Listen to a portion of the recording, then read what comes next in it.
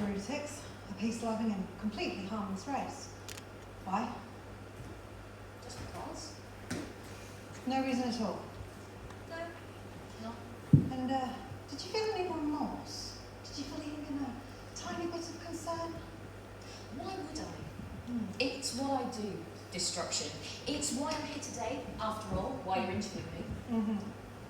Yes, well, looking back at your early career, your first mission was to Trado, to negotiate with all the Yeats. A success by all accounts. What do you think enabled you to win them over? It wasn't hard. The Yeats had a weakness, a need. They couldn't get enough oxygen. It made them high, so I brokered a deal to supply oxygen in vast quantities with the promise of the technology to produce their own oxygen to follow. Oh yes, and now the Yeats are helplessly addicted. They wanted it. I gave it to them. Is it my fault they couldn't stop themselves from taking it? We got what we wanted. Which was? Total access to Tydo's inner core and its mineral reserves. But not easy to extract though. That was never my problem. I did what I was asked to do. It was for others to then work out how to extract the minerals.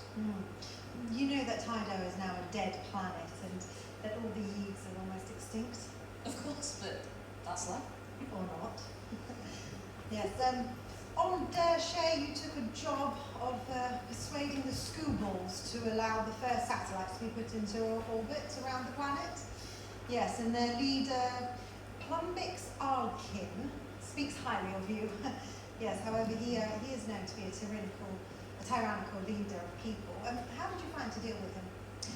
Once they established the communication benefits for the Scooballs and to Arkin in particular of the satellites, it was game over. Yes, he's a tyrant. And what do tyrants like? Complete control. To be unassailable.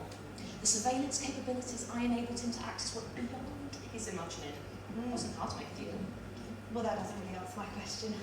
Plumbix Arkin is known throughout the Empire to be a truculent autocrat. You may have found the key to putting satellites in orbit around Dershey, but you first had to deal with Arkin. What was your strategy to gain his confidence to begin with? Beings are beings. The Empire over. What works with one life form usually works with another, unless they're totally irrational, like Nadrix. The Nadrix, well, they're out on a limb, or out on their Nadric tentacles, to be more accurate. Yes, but what is it that's enabled you to gain Arkin confidence? He's not known for suffering fools. Plumbix Arkin likes being flattered. Telling him how important he was and how esteemed he was throughout the Empire was my routine. That is, of course, total nonsense, but Arkin couldn't resist the idea that he was some sort of interplanetary icon. I kept letting him know how his stature was ever increasing, even as far as the Roop Nebulas, and he just wanted to hear more of that sort of thing. Yes, but what about those who followed you? You must have had to mark their cards, tell them to keep the same fiction going, or surely there would have been trouble ahead. I was kept on to liaise with Arkin, to smooth the way for everyone else. Yes, it's surprising to me that someone who doesn't feel any remorse when sweeping whole civilizations aside, you were able to do that, to employ a strategy that would surely require some degree of patience and not little tact at all, with that flattery. Or have I got something wrong here? I can be flexible, but that was also early in my career. I'm not sure I'd use the same approach now. Yes, and how would you do it differently? I'd say, what's the point of bothering to negotiate with the Suckballs and Plumbix Arkin? I'd just remove them from the equation. Eradicate the Scooballs? Yes. Yes, I agree. It would be a best approach. You've clearly learned much from your previous experience.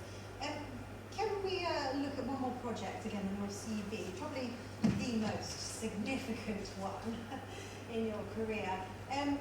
The outer cosmos vaporization. What would you like to discuss? Well, the scope you were given and its time scale. Who determined the scope of your role, and how much free rein did you have? I was taken on to resolve the northern outer cosmos disappearances. You know the craft kept being lost. The segment had become a no-go area for the Empire. You'll be very aware of the difficulties we were facing, the uncertainties involved. Oh yes, of course, yes. To answer your question, I was pretty much given free rein. The bottom line was to resolve the issue, however it might be achieved. Yes, and how did you find such a quick way? There were patterns in the data. When ships lost communication, the types of cargo that seemed to be more vulnerable, everything pointed to the targs. It wasn't rocket science to realise the targs were almost certainly behind the whole thing. It was already the suspicion I had before I started, but no one yet linked the data to the targs in any meaningful way. And you confirmed the links to the targs? Yes, it wasn't difficult. There was no space debris from vessels that were disappearing, so it was most likely they were being corralled somewhere, and there weren't too many places to hide a collection of cargo ships in the northern segment. I got a fix on one of the moons orbiting the Targs planet, Freaks. It was part cold logic and part intuition, based on my knowledge of that segment and my experience of the Targs. Yes, but first you had to remove the targs. But the vaporisation, I arranged that. Yes. No more Targs, no more disappearances, and the cargo ships recovered from Freaks. Impressive. How did it feel? How did it feel? Yeah. Well, what I'm really asking is, how do you feel? You never seem to hold any remorse about anything that you've done. Others would.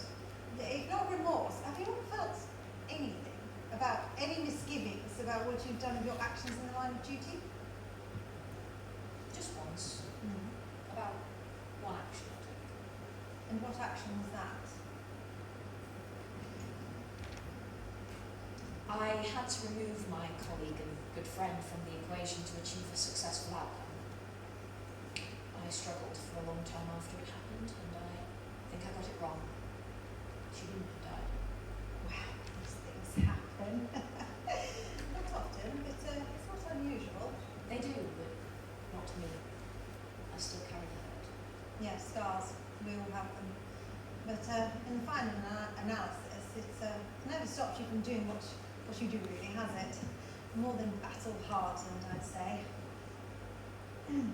Let's move on. What do you take on this role after the vaporization? You might have expected to go on to bigger things. What does this role hold for you? What's the attraction? After the outer cosmos mission, I can pick and choose what I do. Some might say that this isn't such a challenging project for me to take on, but it doesn't feel. It feels right for me. One I can deliver without a great deal of trouble, no negotiation required, just a straightforward examination. Yes. Do you know anything about this project? Not a huge amount. Let's just say enough for your purposes, but I'm guessing you'd rather I protect the planet if I can. It has strategic value, don't you? Yes, it does. Vaporize the population and leave the planet untouched, if at all possible. I can do that. Yes. I can definitely do that. Well, welcome aboard, Lopim. You've got the job. I look forward to the successful completion of Project